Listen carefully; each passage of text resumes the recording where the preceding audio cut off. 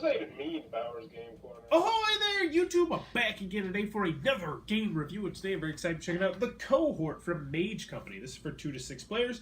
Ages 8 plus. Will take about 15 to 30 minutes in the play. And in the Cohort, this is a simple set collection game where you're going to be drawing 2 cards off the top of the deck, keeping one for yourself, giving one to someone else, and then trying to collect different sets of cards. All you need to do is get 3 sets of cards. But where this game is interesting is the fact that as you start collecting cards, you are going to have to deal with various different negative effects of collecting those sets of cards. Got an interesting premise, but is it good? Let's open it up and I'll tell you about it. Alrighty then, we're going to check out the Cohort. So first and foremost, we got our handy dandy rule booklet. It's really one big page, double-sided, full color, full of pictures, illustrations, examples, and it's pretty well done. It should have you up and running in no time at all. It's a very weirdly done rule booklet though. Like here's the front, here's how you win the game, the goal, then it talks about additional rules, end of the game, all the card effects, and then at the very end it shows you the setup and how you play the rounds and stuff. Kind of weird, but still, it's a well-done rule booklet. So in this game, what you're trying to do is you're going to be trying to get 3 sets of cards in front of you. If you can get 3 sets of cards in front of you, then you are going to win the game. But the unique thing about this game is, as you collect different sets of cards, they're going to give you negative effects that you're going to have to deal with until you complete the set. So for instance, this guy, he's going to make it so your hand size is only 2. This guy, you're going to have to distribute another card from the deck, aka you're going to be handing out more cards to your opponent. Draw the first card from the discard pile with this guy, which is normally not going to be a card you're particularly going to want most of the time, because your opponents will make sure that happens. Discard all your active Primus Pilus. Those are like wild cards that you can use. So each one is going to give you a negative special effect. There's also some catapults in here, which will spice up the game a little bit. So I'll show you that one. Distributed cards are picked randomly. This now just means if you put this in front of you, that when you distribute cards, it's going to go to whoever. You know, you don't get to decide where your distributed cards go. So let's go over how you play the game. So the game is very simple to play. What you're going to do on your turn is you are going to draw 2 cards. Bloop, bloop. And then you are going to decide which one you want to keep. You only get to keep one of these cards. So let's just say I'm going to keep the catapult. So I put that right there. And then I'm going to distribute this card to someone else, any other player at the table. I can pick who it is, so I'll just give it to him. Now, last, I also have the option to play a card down in front of me to start collecting a set of it. In order to collect the set, I have to get the number in the upper right-hand corner, which are between 3 and 5. Once you put this card face up, though, you have to start dealing with this negative ability. So, for instance, if I decided to do this, and this was sitting, all 3 of these were sitting in front of me, I would have to deal with all 3 of these negative abilities on my turn, which is generally probably not the way you want to go, even though it might be, depending on the player count, what other people are doing. But let's just pretend I don't want to do that.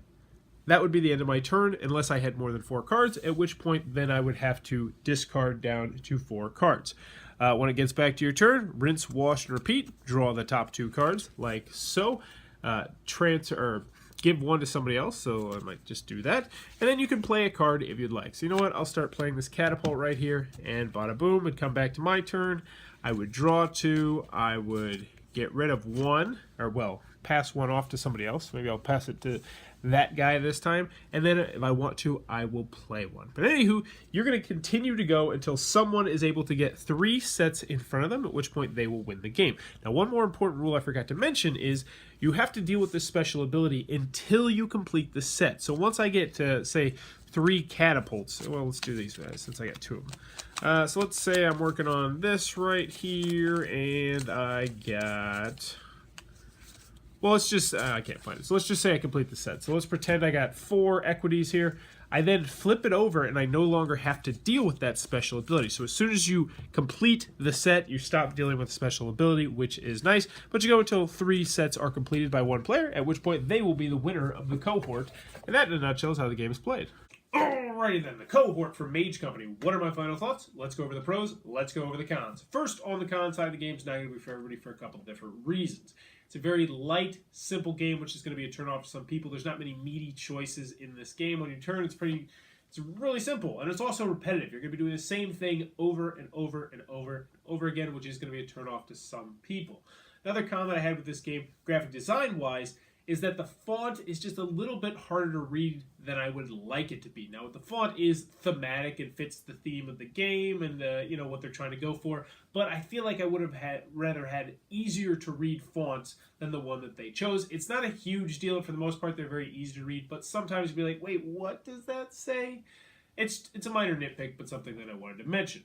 Also, another odd choice I wanted to mention is, yes, the rules are very weirdly written, the way they laid out the rules, but that doesn't bug me nearly as much as how stupidly large this box is.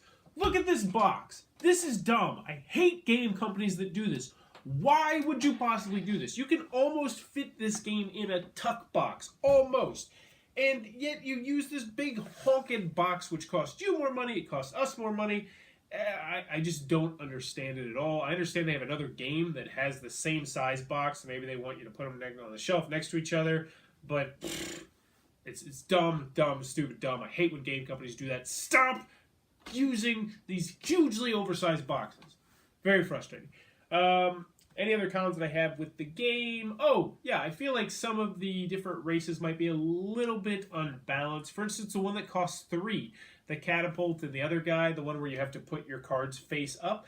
It's like, it's not a big deal. So I randomly discard or, give my card to another player instead of choosing who it goes to. That doesn't feel like it's that big of a deal for the catapult. Or, I have to play with, my cards face up instead of face down. It doesn't feel like that's that big a deal. And 2 cards in this game, the difference between collecting a set of 3 and collecting a set of 5 can be a pretty big difference in this game. It's not a huge deal, but it's something that I did want to mention. Any other cons I have with the game? No. Moving on to the pros, the theme doesn't really come across that well, but who cares?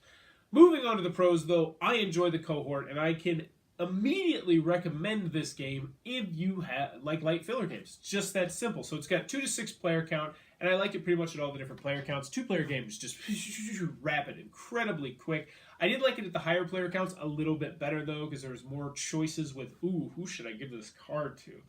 Let's see. He doesn't need it right now, but he's got 4 cards in his hand, so maybe he might be hoarding these. I liked it with the higher players because it just adds a little bit of extra element to the game. But I liked how easy and simple this game was. Easy to learn, easy to teach, which means it's going to be a great family game. It's going to be a great date night game because it has just enough interesting choices to keep you playing. Also, the game feels very different. I'm used to set collection games, a lot of set collection games, simple set collection games like this. But this one I really like because you have negative abilities when you play down cards. And there's certain negative abilities that you really don't want, but if you're getting those cards, you're like, I have 3 of these cards now. I really should probably start playing them and just deal with this negative ability. I also like the Primus card. I forgot to mention that in the middle part. It's a wild card, but if you use it as a wild card, you have to discard all the cards in your hand, or you can use it to make someone else discard one of their other cards. I enjoyed that quite a good deal. So overall, the Cohort is short, it's simple, easy to learn, easy to teach, and it plays well at pretty much all the different player counts. One that I definitely can recommend if you're in the market for a filler game. That is the Cohort from Mage Company. Preposterously large box, but still a pretty dang fun game. If you enjoyed this review, please be sure to click on the subscribe button down below in the comments below. Let me know. Boxes. Did you play with them as a kid? For me personally, I went cuckoo for boxes. I used to love boxes.